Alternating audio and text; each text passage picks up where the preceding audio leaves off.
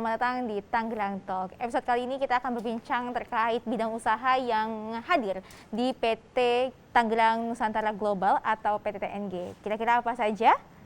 Ya, sekarang kita sudah terhubung bersama Bapak Edi Chandra selaku Direktur PT Tangerang Nusantara Global atau PT TNG. Halo Pak Edi, apa kabar? Halo Mbak Tifa, kabar baik Mbak. Kita ini baru pertama kali ya Pak ya ngobrol-ngobrol nih tentang program-program yang ada di PT TNG ini. Iya betul Mbak Tifa. Saya kira nih TNG ini karena memang lokasinya di Tangerang, ternyata TNG ini singkatan dari Tangerang Nusantara Global.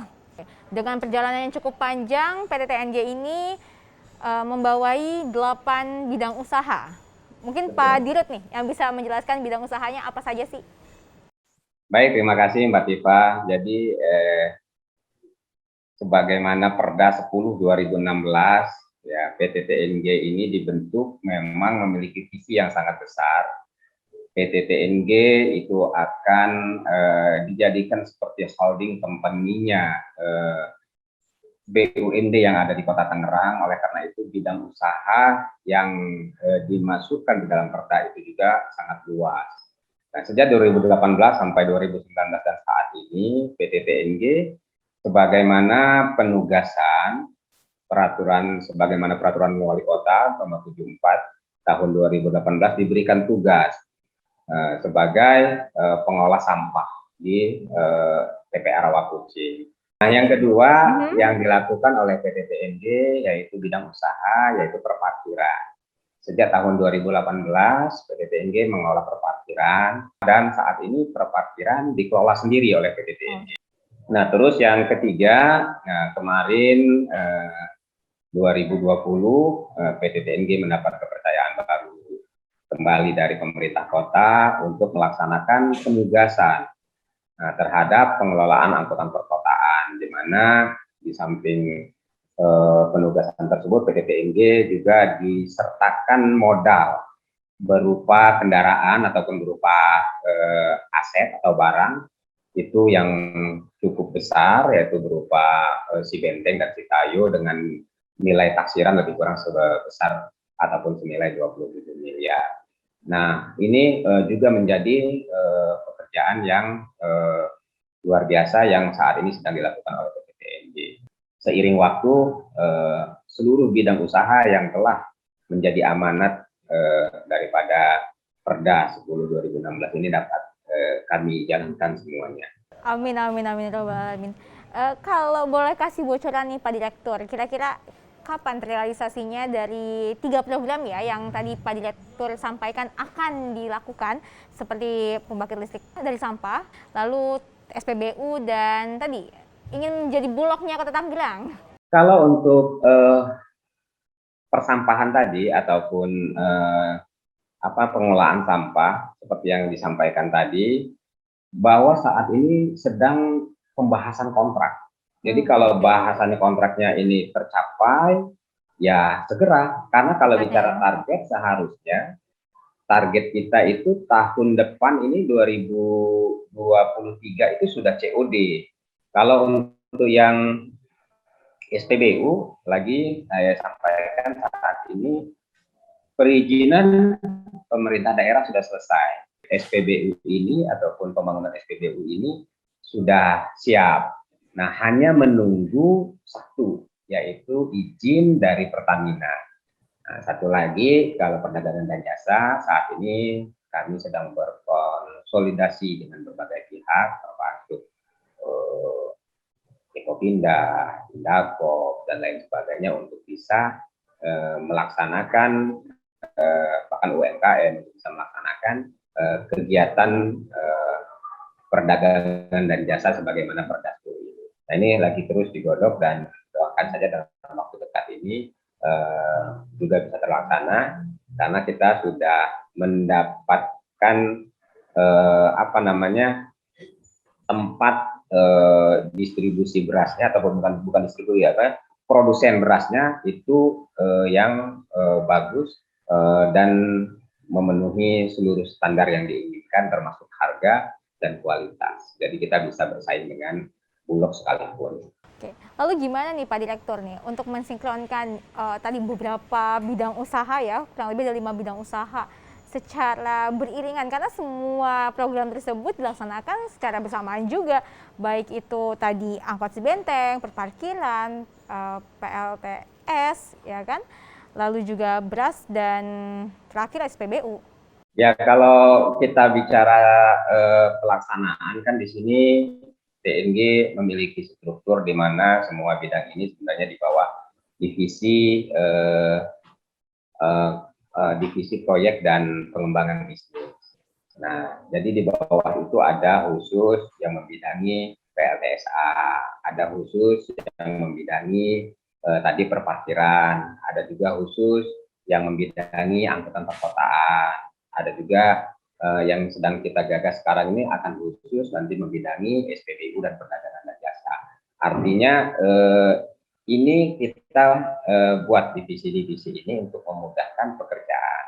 Nah, di samping memang pola manajemen yang kita terapkan di sini juga ya tidak lupa kita selalu meminta bimbingan lah tentunya dan arahan dari bagian perekonomian Kota Tangerang agar dan dinas-dinas terkait tentang supaya seluruh program-program yang akan dijalankan oleh PTTNG ini bisa berjalan sesuai dengan rencana seperti itu.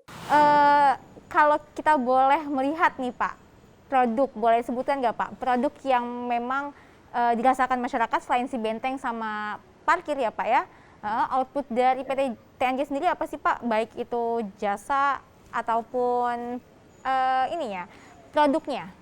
Ya, seperti juga yang saya sampaikan di awal tadi bahwa ada yang telah kita laksanakan dari beberapa bidang usaha tadi dan ada yang akan kita laksanakan. Kalau yang dirasakan oleh masyarakat tentunya saat ini yang sudah pasti yang sehubungan dengan PSO atau Public Service Obligation, di mana masyarakat dapat menikmati transportasi mudah dan murah yang disediakan oleh pemerintah Kota Tangerang yang dikelola oleh PT TNG.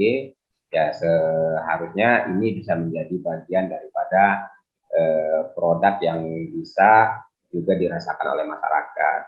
Oh ya, kalau untuk perparkiran sendiri kita itu ada istilah dua Mbak ya. Jadi ada istilah kawasan dan ada istilah bahu jalan.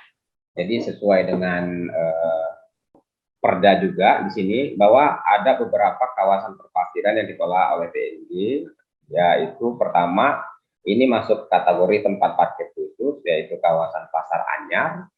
Terus ada juga kawasan perkantoran Cikokol, juga termasuk kawasan Taman Potret. Nah, terus ada juga yang disebut dengan tadi bahu jalan, yaitu jalan umum.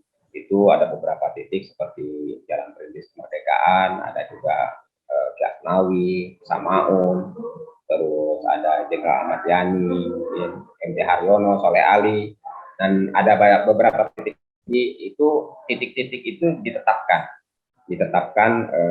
oleh pemerintah Kota Tangerang. Jadi kita tidak bisa sembarang juga mengelola perparkiran yang ada di Kota Tangerang. Jadi sesuai dengan titik-titik yang ditetapkan. Boleh Pak dipresentasikan berapa sih Pak sumbangan langsung berubah gitu tempat duduknya nih Pak Dirut. Oke, berapa Pak kontribusi, boleh dipresentasikan Pak kontribusi yang diberikan oleh PT TNG terhadap PAD di Kota Tangerang sendiri. Biar teman-teman juga tahu nih Pak, kalau parkiran ini ternyata uangnya itu tidak untuk PT TNG, tapi juga memang dikontribusikan untuk pembangunan baik itu infrastruktur ataupun fasilitas di Tangerang. Ya, tadi bidang usaha yang saat ini telah menghasilkan yaitu bidang usaha perparkiran.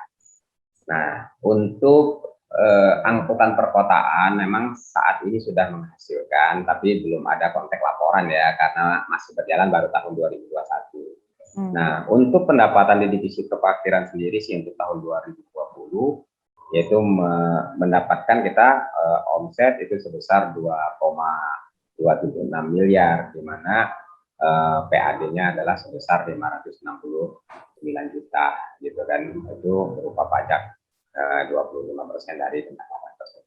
Tentunya dengan hadirnya berbagai bidang usaha lainnya, tadi kurang lebih ada ya yang akan dilaksanakan oleh PT TNG, ini harapannya akan menambah juga nih presentasi PAD, kontribusi PT Tangerang terhadap PAD di Kota Tangerang ya Pak ya?